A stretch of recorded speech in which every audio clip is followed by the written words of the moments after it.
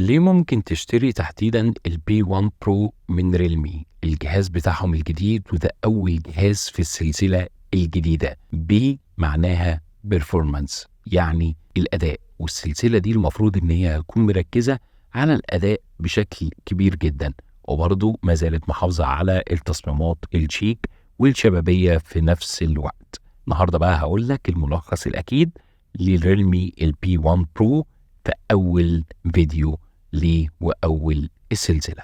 وخليني أقول لك إن أول حاجة بهرتني أول ما مسكت الموبايل ده هو التصميم، وخاصة اللون الأحمر الجديد اللي ريلمي عاملاه مظبوط قوي، واللي كان بيبان فيه كمية تكتشرات كده وحاجات عاملة زي الأمواج والريش. بصراحة كانت تحفة قوي، مع شعار ريلمي اللي موجود في الأسفل ودايرة الكاميرات الكبيرة المعتادة من سلسلة ال12 من ريلمي، نقلوها هنا كمان مع السلسلة الجديدة وهي سلسلة البي.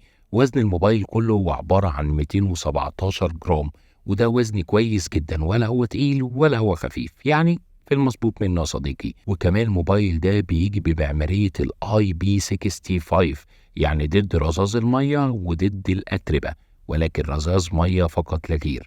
الموبايل التصميم بتاعه شيك وواخد كيرفات حلوة قوي، وبصراحة وزنه حلو قوي في الايد، وكمان بيسكن في بطن ايدك بشكل كويس جدا، وما بيتعبهاش بسبب الكيرفات اللي منحنية موجودة في الظهر. فالتصميم بصراحة دي اول نقطة تعجبك اول ما تمسك الموبايل. اما بقى بالنسبة عن تاني حاجة بهرتني كويس قوي وهي أداء الموبايل اللي كان بيجي بمعالج كوالكوم سناب دراجون 6 جين 1 ال4 نانومتر، والمعالج ده هكلمك عليه بقى شوية. هو معالج مميز قوي في الألعاب، مع أدرينو 710 وأندرويد 14، واجهة الريلمي اليو اي 5.0، مع كمان ذاكرة داخلية 256 و12 جيجا رام من نوع يو اف اس 3.1، يعني ذاكرة سريعة جدا في سرعات النقل والكتابة. ولكن للأسف مفيش ذاكرة داخلية خارجية تقدر تحطها، يعني مفيش كارت ميموري. ولكن بالخلاصة والزتونة كده سريعا، ومش عايز أطول عليك يا صديقي،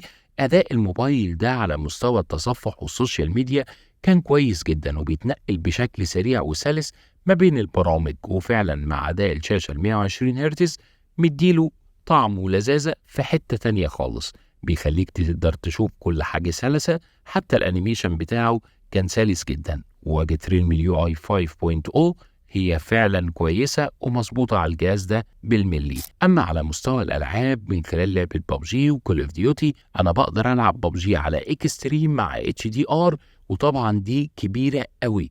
ورغم ذلك ان طبعا اللعبة على الاندرويد ما بتدعمش اكتر من 60 فريم، ولكن ما كانش فيه اي فريم بيقع، واللعبة كانت سلسة بشكل مش طبيعي. اما عن مسألة السخونية والحرارة فما تقلقش، هتلاقي دفء بسيط من ناحية الكاميرات، ولكن مش من النوع اللي يقلق اطلاقا، هو مجرد دفء بسيط بس، ولكن مش سخونية كالمعتادة في كل اجهزة الاندرويد. مع بطارية 5000 ملي امبير وشاحن 45 واط موجودين جوه العلبة. البطارية دي بتكمل معاك اليوم بشكل مستريح، وممكن توصل على المغرب لحوالي 17 ل 20% منها، ودي طبعا هتنقذك بالشاحن ال 45 واط اللي تقريبا خلال ساعة بيكون الموبايل متفنش من 0 لحد 100%. فأنا برضو ما عنديش أي مشكلة إطلاقا مع أداء الشاشة في الريلمي بي 1 برو كان برضو إلى حد ما كويس قوي. شاشة ايموليد 1 بليون كولر 120 هرتز، بتقدر توصل لحد 950 نيتس في البيك برايتنس، وبتيجي بحجم 6.7 انش بدقة فول اتش دي بلس، ويكاد يكون بتوصل بكسلاتها لأكتر من 394 بكسل لكل انش. وطبعا الكثافة والدقة دي ما تخلكش خالص تشوف أي نوع من أنواع البكسلات، مع سماعات ستيريو موجودة اوريدي، ولكن مفيش فتحة سماعات ال 3.5 ملم جاك للأسف اتسالت من سلسلة البي، ومع أول إصدار البي 1 من ريلمي. ولكن أداء الشاشة ده كان مميز قوي، سواء أثناء التصفح بفضل ال 120 هرتز، أو حتى بفضل إن أنت بتتفرج عليها على الفيديوهات بتاعتك، وكمان تقدر تتفرج عليها على أفلامك كلها المفضلة. هتديك سطوع كويس وديناميك رينج كويس جدا الشاشة دي، وكمان اللون الأسود فيها هو كان داكن ومطفي، مع فضل السماعتين الاستيريو فانت حرفيا بتسمع صوت امتياز بشكل مش طبيعي، وتقدر الصوت ده كمان يكون مجسم وفيه بيس وتريبل بشكل حلو قوي. فبرضه الشاشة ما كانش عندي عليها أي تعليق سلبي، إلا اللهم إن بس إني بتسقط من 120 ل60 فريم مرة واحدة بشكل متكرر، ودي تقدر تتحل من خلال سوفت وير أبديت بشكل سريع من ريلمي. الشاشة اللي هنا كيرف، خلي بالك، والكيرف هنا مميز وما بيعملش لمسات خاطئة إطلاقا، ومدي الشاشة شكل جمالي. ولكن لو سألتني عن رأيي، أنا ما بحبش الكيرفات. الموبايل كمان بيجي بواي فاي من نوع AC و6 ودول باند وبلوتوث 5.2 اللو انرجي الجديد، والجي بي اس بتاعه دقيق جدا. ولكن للأسف الموبايل ما فيهوش NFC، ولكن الشبكات في الموبايل ده كانت مميزة جدا، وفعلا سواء على مستوى الواي فاي أو حتى على مستوى الكولينج والمكالمات فعلا كانت مميزة، ومفيش الشبكة هتلاقيها مغلقة، ولا الموبايل هيقفل معاك، ولا الرينج بتاع الواي فاي يقطع منك. وخليني بقى اقدم لكم النهارده سبونسر الفيديو ده، وهو محلات الهواري اللي بتلاقي عندها ارخص سعر موجود في مصر حرفيا، وكمان عندهم خدمة توصيل مميزة جدا، وتقدر تطلب منهم من جميع انحاء الجمهورية. وهسيب لكم لينك البيج بتاعتهم اكيد تحت في الوصف. محلات الهواري بتتميز ان هي عندها كمية كبيرة جدا من الاكسسوارات، وكلها عليها ضمان، ما عندهمش حاجة اسمها مفيش ضمان. حتى لو الجهاز نفسه دولي، لو انت شاري موبايل دولي، فالمحل بيضمن لك الجهاز ده، لان هم بيجيبوا حاجات محترمة جدا سواء على مستوى الاكسسوار او سواء على مستوى الاجهزة، وبيكونوا جنبك في اي حاجة انت محتاجها. الكاميرات اللي هنا بقى، لان الكاميرات دي فعلا جننتني شوية. الكاميرا الرئيسية بتيجي 50 ميجا بكسل بفتحة عدسة f1.8 مع دعم حقيقي للمثبت البصري الحقيقي OIS، وكمان بتيجي الترا وايد 8 ميجا بكسل بفتحة عدسة f1.7 فتحة عدسة كبيرة، وبيصور فيديو 4K على 30 فريم. ولكن للأسف في EIS مثبت بصري إلكتروني. أما العدسة السيلفي 16 ميجا بكسل f2.4، وكمان بيصور فيديو العدسة الأمامية لحد 1080p يعني فول HD بس على 30 فريم، وما فيهاش ولا مثبت بصري حقيقي ولا مثبت بصري إلكتروني.